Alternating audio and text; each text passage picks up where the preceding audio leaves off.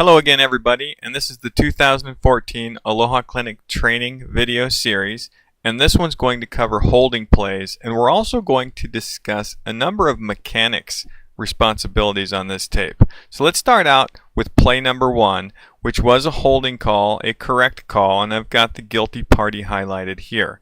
We'll watch it at full speed, and you probably notice some turning, twisting, and a fall to the ground.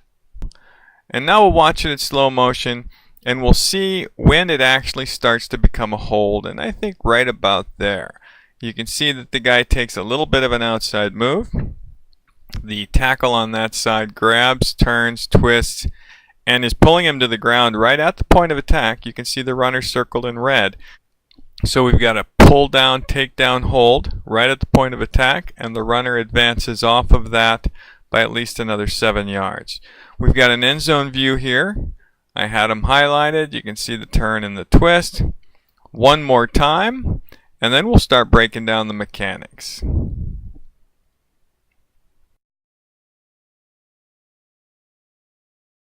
Let's start back with a sideline view. I've got the 4 receivers that we count for balancing of formation with yellow arrows. So this is a balanced formation, 2 and 2. The center has the red arrow on him, showing that this is an unbalanced line with more people up top than there are down below. So knowing that we have a balanced formation, we're going to have the line judge on our side take the widest receiver. The back judge takes the line judge's side in a balanced formation. The head linesman has the 2 at the top, and the referee, who is on the right side of the offensive formation, is going to look across the field, coincidentally in this formation, at the strength of the formation, picking up the 2 outside line of scrimmage blockers. Now, as the play starts, you can see the line judge's key goes in motion, and at the time of the snap, he is stopped just outside where the guard is positioned in this unbalanced line. So we're going to come off of that person and switch our keys. And when we switch our keys, the back judge should be doing the exact same thing, so that he's moving over to the new strength side, and the head linesman also has to recognize that so that they can put more focus on the other responsibilities as the formation changes. It doesn't take very long for this play to declare, and what I mean is start to become visible as to what's happening. So when this guy misses the first back on the handoff or the fake, it's coming to the second back, or the quarterback's going to roll out. So the referee is going to start shifting his focus into where the point of attack is being created. The line judge is still locked on that end player because he's got nobody else. The back judge is picking up the other side of the outside of the line of scrimmage, and the head linesman is starting a little bit to come off of his receiver and to read the play. Take it just a little bit further, and the referee and the line judge are right on that point of attack spot. They should probably both have the holding call for this foul right here about the 43-yard line. Now the umpire, who's been picking up the middle action the whole time, is going to maintain that position. The wings are going to move downfield looking for forward progress and any action in or around the runner and the ball. And the back judge now is going to start picking up fringe activity because the runner now has been contacted. Looks like he's going to go back down. So we're all going to start fading out a little bit and getting into our approaching a dead ball type of mechanic. And then further on after that, work our dead ball mechanics. Play number 2, another holding penalty. This is actually 2 holds on the same play. The center and the left guard both independently do takedown holds. Also, penalty enforcement is important on this because under the all but one on a running play, the penalty is enforced from the end of the run. And the quarterback slips and falls down at the 13 on this play. So after the holding enforcement, when we go from the 13 to the 23, this is a net 19-yard penalty on a holding play that happened starting at the 4 and the hold occurred at the 10. So one of the inequities of the National Federation all but one enforcement, hopefully we start to look at that a little bit later, but that would be the correct enforcement under the National Federation rules. That is how they enforced it, so they did a nice job both calling the penalties and enforcing it from the end of the run. Holding. Yeah, the option. Yeah, go ahead. 10-yard penalty. All the way back to the 28-yard line. Yeah, the option here would have been Pac-5 decline the penalty, take Holding play number 3 is a little bit more difficult to pick up because it's a stunt from the outside to the inside. But we're going to break this down mechanically a little later and figure out how we can do that. So keep an eye on the person. I've got the arrow at the snap. You can see that it's a stunt to the inside, grabs, turns, twists, and appears to pull him down in that view. As we watch from the end zone view, number 65, and keep an eye on the formation too, see how the rush is coming. Grabs him, turns him, twists him, and that is the passing lane. So what he's doing is he's taking this guy down, not only to prevent him from getting to the quarterback, but it opens up the passing lane. So there's a good call for hold. Now, let's take a look at this from a mechanics standpoint. It's a balanced formation. We've got 2 up top, 2 down below. So the back judge is going to come to the line judge's side. Head linesman's going to have 2 up top. The referee is going to take the tackle opposite of where he's standing in the mechanic we use in Hawaii. So the umpire is going to have to focus from his view the left side of the defense. Now these plays, they happen so fast. You can see it's only within a second or two of the snap that this entire action is taking place. So that really emphasizes the importance of reading our pre-snap keys, understanding the situation and where we should be focusing.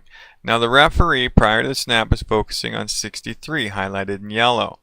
The center doesn't have anyone other on top of him, but 62 does. So that's a 2-on-1. So the natural transition for an umpire would be to pick up the 2 one-on-one guys on the other side of the formation, and that's where this act occurs. So when we have a formation that presents itself and you know where the referee is and you know where the 2-on-1 is, maybe position yourself a little bit more toward that side of the field that you're going to have to make rulings on, because that's where it happens. At this point in the play, the referee may be coming off of his initial key a little bit, but he's not doing anything, and probably to pick up these guys coming in. But had the umpire moved over a little bit and focused on those 2 one-on-one players based on how the formation presented itself, probably would have picked that up. Play number 4. This is kind of a difficult one to get for the umpire. So let's start by looking at who gets held, and it's the defender who's circled here. And it starts out as a double team, which makes it a little bit more complicated. On top of that, we've got a left-handed quarterback, so the referee is on the other side of the formation visually. It doesn't look like a lot from this sideline view, which is why you always want to get an end zone view if you're talking about holdings that may be hard to detect from the other view. So here they are, highlighted, and you'll see that the center starts as a double, comes off, and then the runner who runs right by this person being held by 64 is able to do so because he's jerked back in the process of trying to dive and reach for him, allowing that runner to spring free. So mechanically, let's look at this from the sideline. We've got trips on the near side. You can't see the line judge's key. So the back judge is going to pick up the inside 2 on the bottom. The head linesman gets the wide receiver on the top. The referee, like I said, this is a left-handed quarterback. He's going to be looking through at the opposite tackle. And the umpire is going to be responsible for the 3 right defenders unless there's a stunt in this formation. Now, this is a little bit of a draw play, so the referee will be the first to recognize that this is a run and should be the first to transition to the forward block. So in my opinion, the referee has a really good shot at picking up this hold. The line of scrimmage head linesman, he's probably going to pick up the forward approaching block. And the umpire, although he can transition to that first forward block, there is another contact interaction between another group over there. So he may get tied up in one or the other. Looking at it from the end zone view, you can see the referee comes across and the umpire has to pick up these other 3 defensive linemen. Now that's not easy to do, and the formation doesn't help because we're starting on that left hash mark, kind of forcing the umpire not to be able to move too much further to his right. And the linebacker position is not helping much either. So as this play gets going, you can see as a referee, you would know this is a run already, and you can transition. As an umpire, it's going to be a tough look even if you do transition to this guy right away because you're going to be a little bit straight lined and 53 is not helping you out. But the other block seems to be well in control. So referees, it looks like you've got the very best shot at getting this one. Hold number 5, you don't see any reverse takedowns in the middle of the field very often, so keep an eye on this slot receiver.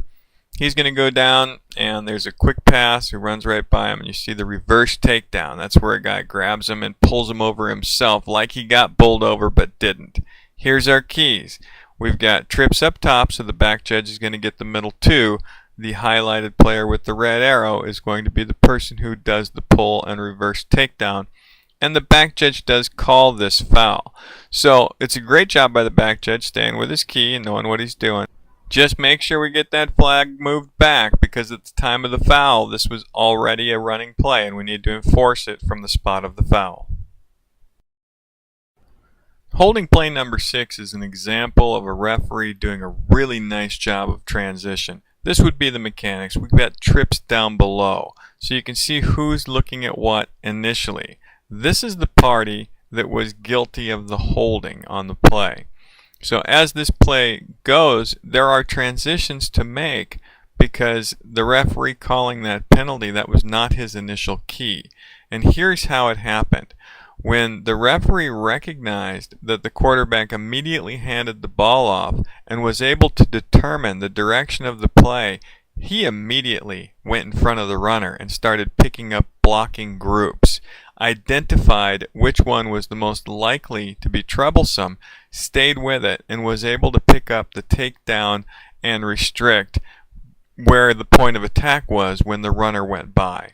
So here's 79 from the end zone view, and we'll see it develop from this side, and you can see when that transition was made and how he was really the only person that could see this with all of the crowd of people there, and how this hold took place. It would have been very difficult for the umpire.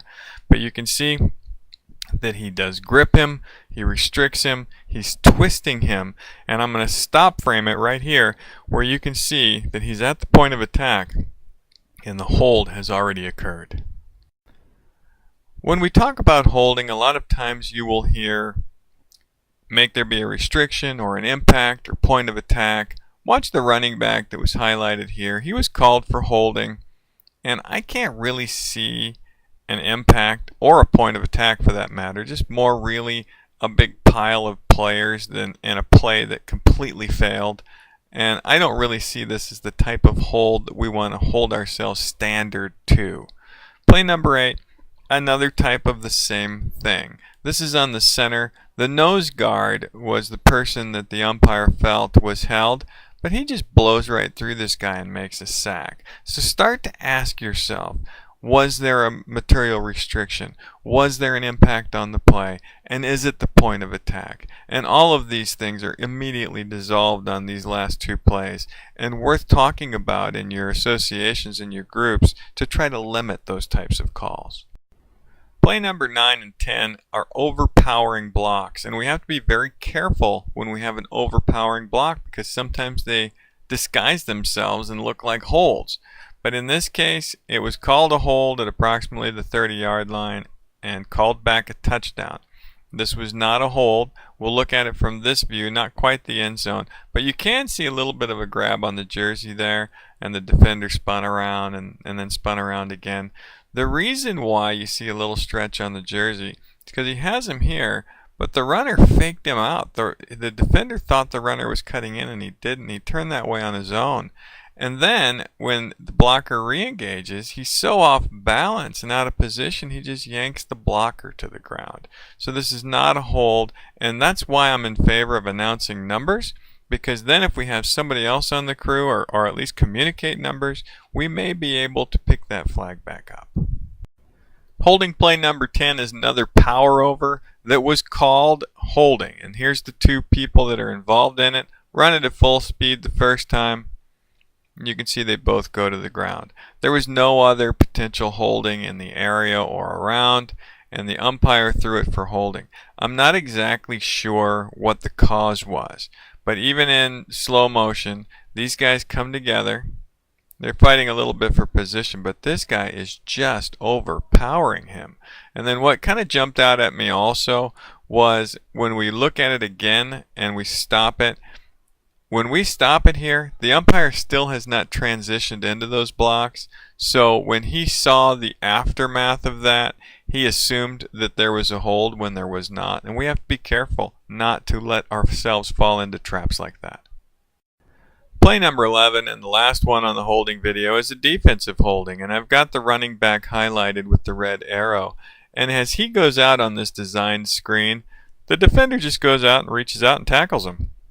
Now this is behind the line of scrimmage, so we're not going to have a pass interference call, but we can have a defensive holding call. And because it was an incomplete pass, which is a loose ball play, it's a previous spot enforcement, and they're going to get the 10 yards and get to replay the down. He says, I want a flag. I agree. That's it for this holding video, guys. I hope that some of the enforcement discussion and mechanics discussion will help you this season. I've got holding on 78 white.